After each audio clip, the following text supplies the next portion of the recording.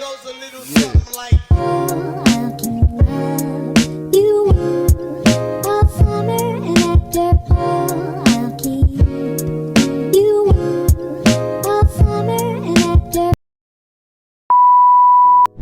Hi everyone, it's me, your writer Ria, and for today's video is we're going to unbox my yung napanalunan kong giveaway from Ate MK. Yan, shoutout kay Ate MK. Sobrang nagulat ako kasi after sobrang tagal, almost a year din ako hindi sumali sa giveaway. Kasi meron ako ng mga inanong So, ayan, nanalo ako ng libro. Ay, nakalimutan ako nung libro to. Pero alam ko, OSIC to eh. Kay Six Santos to. So, ayan. Isa sa mga, alam ko, rare book ata niya. So, without further ado, before we start, please like, share, subscribe, and click the notification bell for more upcoming videos. And don't forget to answer our question of the month. Yeah. So, as you can see, may bago tayong hairstyle. Yeah. Maganda ako. So, yan. Buksan na natin ito. So, ito na din. Bibigay ko na din yung picture kasi matagal-tagal na din. Matagal-tagal na din.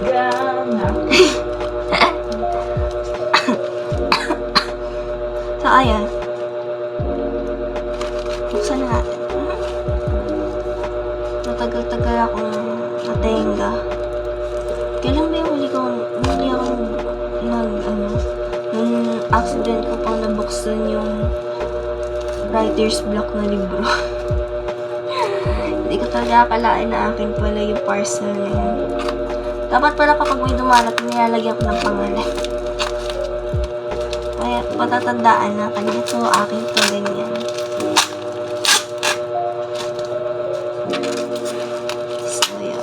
So, apparently, wala pa akong masyadong nababasa ng story ni Six Santos.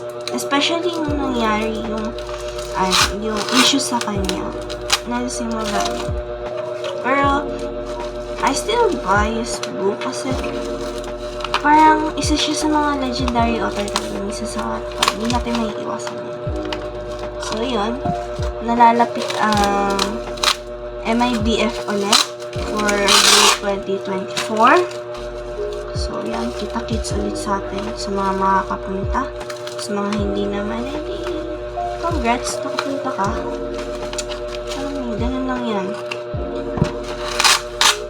Kasi for me, parang last experience ko sa MIBF tsaka sa difference niya sa PBF, mas nag-enjoy ako sa PBF kasi mas madaming pakulo or pag-games ako naranasan. Tapos nanalo pa ako nung yun nga, in-upload ko dati sa IG na pictures ng mga napanonood ng libro.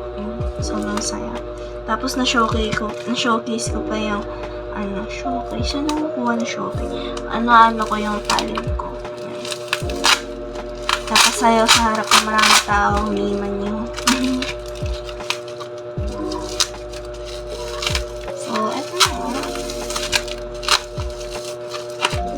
tagal din nung huli ako nanalo ng libro. Kasi, alam ko, puro cash yung napanalunan ko ng Gcash. Tapos sa diretso sa libro.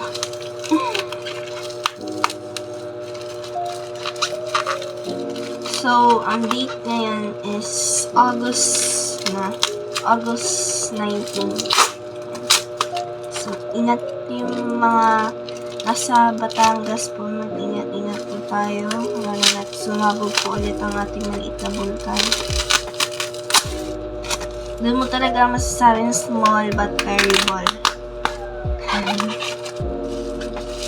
Kasi, di mo alam yung maliit kapal yung malakas ang epekto.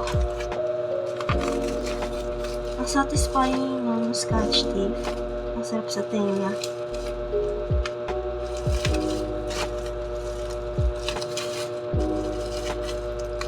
So, yun. Tagal din pala ako natenga sa pag-unboxing. Though nag-upload na ako, bumawi naman ako. Nagsunod-sunod yung update ko din sa August na to.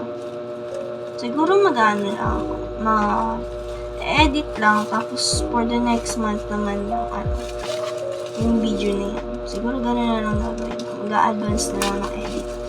Para tipid sa space. Makakapagtipid ba ako na? Hindi pa nga ako natapos guys sa January vlog ko. Hindi pa ako nakakarating actually nung event namin sa PBF. Nasa cellphone ko pa rin siya.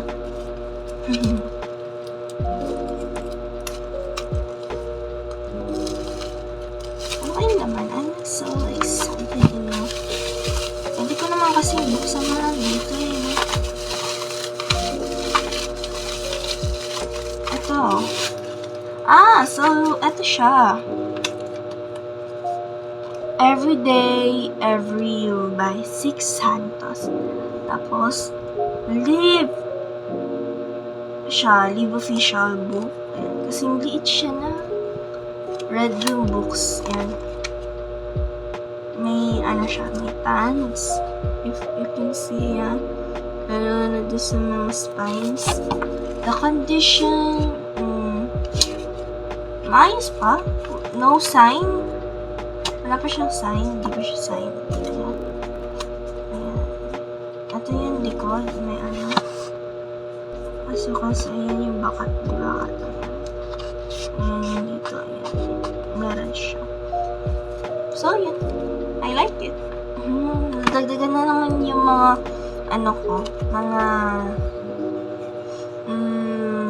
collection ko ni Six Santos. Although di ko siya naabutan, pero alam niyo yun. Alam niyo, nag-enjoy pa rin nag-collect kasi mga OG to kahit nasabihin natin na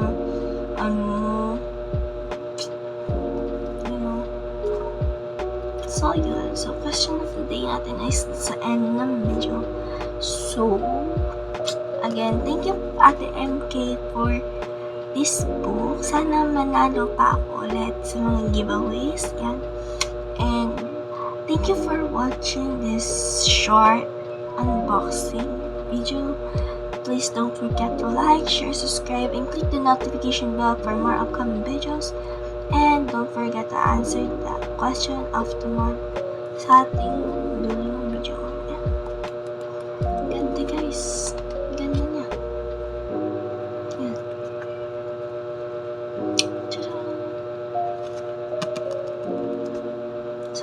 Thank you.